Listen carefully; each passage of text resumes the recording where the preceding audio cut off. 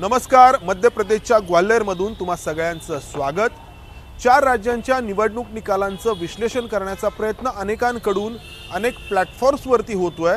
हा मात्र निवडणुकीच्या निकालांचं नाही तर भाजपच्या राजकारणाचं विश्लेषण करण्याचा प्रयत्न असणार आहे.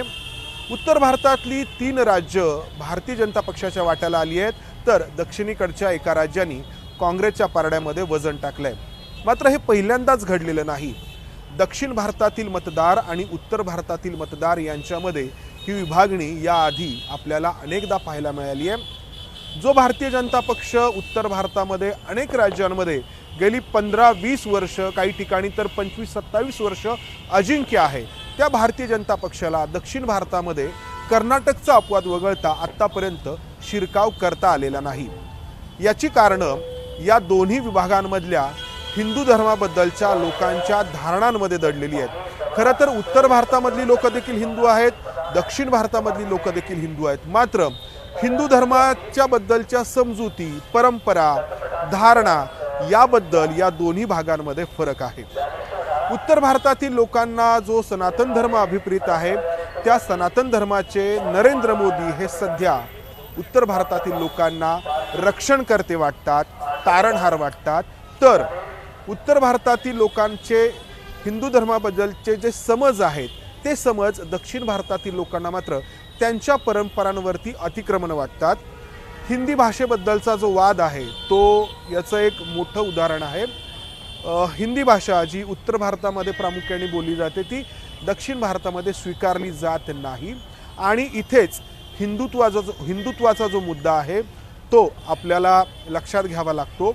हा हिंदुत्वाचा मुद्दा भारतीय जनता पक्षाच्या उत्तर भारतातल्या घौडदौडीचं प्रमुख कारण आहे. आणि या उत्तर भारतामध्ये मिळणाऱ्या भरभरून मतांच्या आधारे भारतीय जनता पक्ष केंद्र सरकारमध्ये सत्ता मिळवतो, हे याआधी देखील स्पष्ट झालेलं आहे. आणि हा जो निकाल लागलेला आहे त्यानंतर येणाऱ्या लोकसभेचे जे निकाल असतील ते याहून फारसे वेगळे नसतील, हे देखील स्पष्ट झालं आहे. तर मुद्दा आहे हिंदुत्वाचा. उत्तर भारतातील लोकांना हिंदुत्वाच्या मुद्द्याच्या भोवती राजकारण करणारा भारतीय जनता पक्ष हा आपल्या संस्कृतीचं, आपल्या परंपरांचं जतन करणारा, रक्षण करणारा पक्ष वाटतो. आणि अर्थातच या पक्षाचे प्रमुख असलेले पंतप्रधान नरेंद्र मोदी हे या आपल्या धर्माचे रक्षण करते वाटतात. हा एक भाग, हे एक कारण झालं भारतीय जनता पक्षाच्या विजयाचं. कारण आपण जर पाहिलं तर राजस्थानमध्ये भारतीय जनता पक्ष विरोधामध्ये होता, मध्य प्रदेशमध्ये भारतीय जनता पक्ष सत्तेमध्ये होता, छत्तीसगडमध्ये भारतीय जनता पक्ष विरोधामध्ये होता. आणि या तिन्ही राज्यांमध्ये भारतीय जनता पक्षाने मोठे विजय मिळवलेले आहेत. आणि या तिन्ही राज्यांमधल्या विजयाची कारणं वेगवेगळी असतील, मात्र एक प्रमुख कारण आहे ते म्हणजे हिंदुत्वाच्या मुद्द्यावरती इथला मतदार वर्षानुवर्ष भारतीय जनता पक्षासोबत जोडला गेला आहे.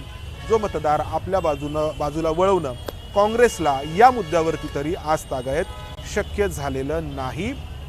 आणि या हिंदुत्वाच्या मुद्द्यामुळे इतर जे काही काळाच्या ओघात निर्माण होत असलेले प्रश्न असतील किंवा समस्या असतील तर त्यावरती मात करणं भारतीय जनता पक्षाला शक्य झालं आहे. हे एक कारण झालं हिंदुत्वाच्या मुद्द्याचं. दुसरं कारण आहे ते म्हणजे भारतीय जनता पक्षाने पक्षाचं संघटन बांधण्यासाठी, ते कायम मजबूत राहावं यासाठी घेतलेली मेहनत, अतिशय मेहनत संपूर्ण भारतीय जनता पक्षाचं केडर या सगळ्या राज्यांमध्ये घेताना आपल्याला दिसतं. आणि ही मेहनत फक्त निवडणुकीपुरती नसते, तर स्वतः अमित शहांनी अनेकदा सांगितलं की भारतीय जनता पक्षाच्या विजयाचे शिल्पकार हे भारतीय जनता पक्षाचे 50 प्रमुख हे आहेत. म्हणजे जी मतदार यादी असते, ज्या मतदार यादीला समोर ठेवून पक्षाच्या कार्यकर्त्यांनी मतदारांशी संपर्क करायचा असतो.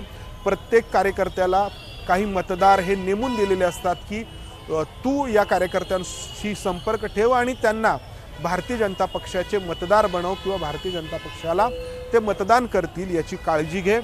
हे जे संघटन आहे भारतीय जनता पक्षाने उभारलेलं, ते आजतागायत इतर कुठल्याही पक्षाला सध्या तरी उभारता आलेलं नाही. किंवा काँग्रेसकडे हे संघटन कधी काळी असेल तर ते राखता आलेलं नाही. आणि हे संघटन काय करतं तर अतिशय महत्त्वाची भूमिका बजावतं. या मध्य प्रदेशच्या बाबतीमध्ये जर आपण बोलायचं झालं तर शिवराज सिंग चौहान मागील 18 वर्षांपासून मध्य प्रदेशच्या मुख्यमंत्रीपदी आहेत आणि त्यांच्याबद्दल एक मोठी अँटी इन्कम्बन्सी मध्य प्रदेशमध्ये पाहायला मिळत होती। एक्झिट पोल जे समोर ठेवण्यात आलेले होते ते याच शिवराज सिंग चौहान यांच्या अँटी इन्कम्बन्सीला अनुसरून असे होते की लोकांना बदल हवा होता।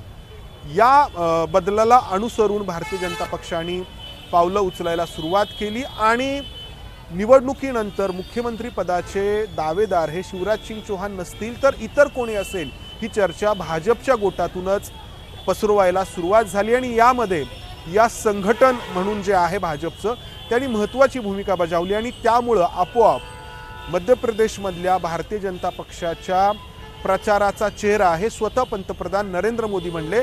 एरवी जे शिवराज सिंग चौहान असायचे तीच गोष्ट आपल्याला राजस्थानमध्ये देखील पाहायला मिळाली। वसुंधरा शिंदे यांना बाजूला ठेवण्यात आलेलं होतं। जे छत्तीसगड आहे त्या ठिकाणी देखील रमण सिंग माजी मुख्यमंत्री हे पुढे नव्हते तर तिथे देखील पंतप्रधान नरेंद्र मोदी यांचा चेहरा वापरण्यात आला आणि हिंदुत्वाचा मुद्दा आणि त्याला जोडून पंतप्रधान नरेंद्र मोदींचा चेहरा समोर आला की उत्तर भारतातले मतदार हे अगदी सरळपणे भारतीय जनता पक्षाच्या पारड्यात मत टाकतात हे अनेकदा दिसून आलेलं आहे।